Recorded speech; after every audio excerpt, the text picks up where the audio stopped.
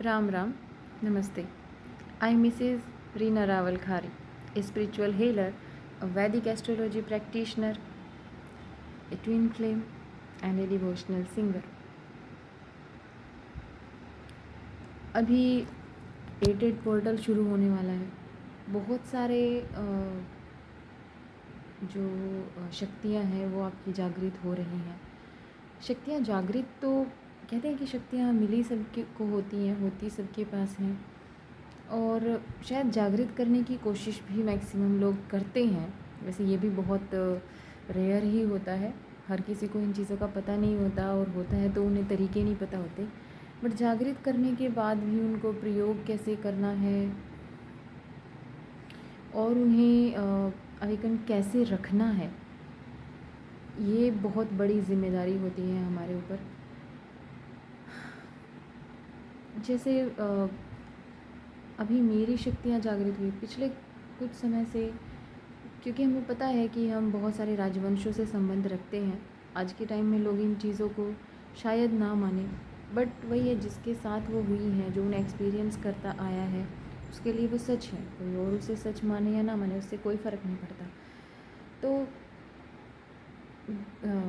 राजवंशों से मेरा संबंध है, तो अब तक unknowingly I enjoyed the life of all rajas, क्योंकि हमें वैसे भी पता है कि जब हम ट्विन फ्लेम जर्नी में होते हैं तो कोई और हमें किंग और क्वीन की तरह ट्रीट करे या ना करे, बट हमें खुद को करना होता है, क्योंकि रियल में हम कहीं ना कहीं ऋषि मुनियों की संतान हैं, तो रजवाड़ों की भी संतान है।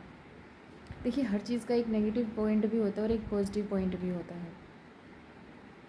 अब मैंने राजाओं की, रानियों की लाइफ जी है, तो जाना है कि उसके नेगेटिव पॉइंट्स क्या थे।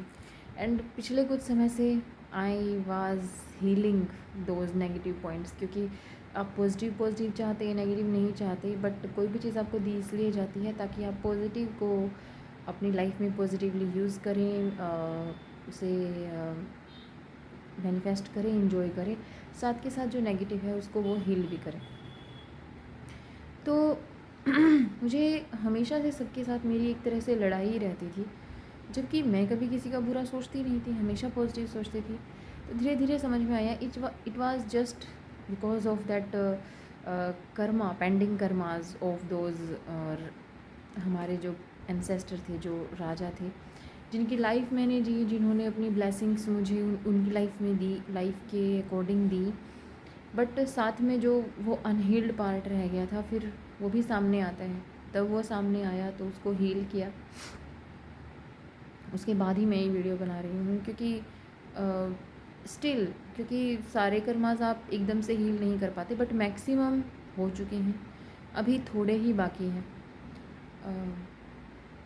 इसीलिए हमें ये पता चलता है कि भाई हमने अब तक जो हीलिंग की है वो क्यों की, किस वजह से की, और उसमें क्या था। और अब जो बाकी है वो थोड़ा थोड़ा लाइफ टाइम चलता रहता है, क्योंकि कहते हैं जैसे आप खाना खाते हो, फिर शरीर को, बॉडी को क्लींस करते हो, टॉयलेट जाते हो तो बॉडी क्लींजिंग करते हो, तो ये रेगुलरली चलता रहता है। वैसे ही आप जब लाइफ जी रहे होते हो, राजसी प्रवृत्ति कोई भी जी रहे होते हो, तो थोड़ी सी तामसिक प्रवृत्ति भी जो उससे रिलेटेड होती है उसको हील करना होता है हमें, तो बस बैलेंस ही कर सकते हैं। तो अभी एडेड पोर्टल पे जो आपकी शक्ति जागृत हो रही है, वो वही शक्ति जागृत हो रही है जो राजाओं की शक्ति थी, जो राज कर सकती है। बट पुराने टाइम में हम राज करते थे, राजा जो है वो सारी जनता पे राज करते थे, जिसको करते करते ही शायद नेगेटिविटी उनके पास का वो शिकार हो जाते थे। बट आज के टाइम में हम किसी और के राजा नहीं हैं, किसी और की रानी नहीं है। We are the king for ourselves, we are the queen for ourselves, and we need to treat our self. और इतना आसान नहीं होता है किंग और क्वीन बन जाना क्योंकि आप खुद को क्वीन मान लेते हो, बट जो लोग आपके साथ रहते हैं, दे क्या वो आपको ट्रीट करने लगते हैं किंग और क्वीन की तरह? नहीं। दे थिंक, किसी की पत्नी है तो वो सोचता है सारा दिन सोती ही रहती है, सारा दिन इसको कुछ काम ही नहीं, घर में कुछ काम भी है, और बच्चे सोचते हैं हम ही ज़्यादा काम करके आए हैं। देखिए, मैं यहाँ नेगेटिवली किसी के लिए नहीं बोल रही हूँ, ये चीज़ें हैं जो हमें भी हील करनी है। शायद ये मेरी मेंटालिटी थी पहले जिससे मुझे हील करना है, और जो अब धीरे धीरे हील हो भी रही है, क्योंकि जब मैंने अपनी क्वीन की पोजीशन को स्ट्रांगली क्लेम कर लिया तो नेचुरली किंग कैसे डिनाई कर सकता है कि ये मेरी क्वीन नहीं है। राजा को एक्सेप्ट करना पड़ता है कि इसकी सेम एनर्जी इसीलिए है क्योंकि ये क्वीन है, और क्वीन यूं ही नहीं बना जाता है। बहुत सारे सेक्रीफाइसेस, बहुत सारी नॉलेज, बहुत सारा विजडम और बहुत ही कड़ी मेहनत, बहुत ही जन्मों के पुण्य जब आपके इकट्ठे होते हैं तब जाके आपको क्वीन की पदवी मिलती है। हर कोई क्वीन नहीं बन जाता। पहले मुझे लगता था यार अपनी लड़की के लिए सब कोई सरपंच का लड़का ढूंढ रहा है, कोई नौकरी वाला ढूंढ रहा है, ये सब वो सब। मैं का ऐसे ही मिल जाता है, बस मेरे माँ बाप ने गलती कर दी या मुझे ऐसा नहीं मिला।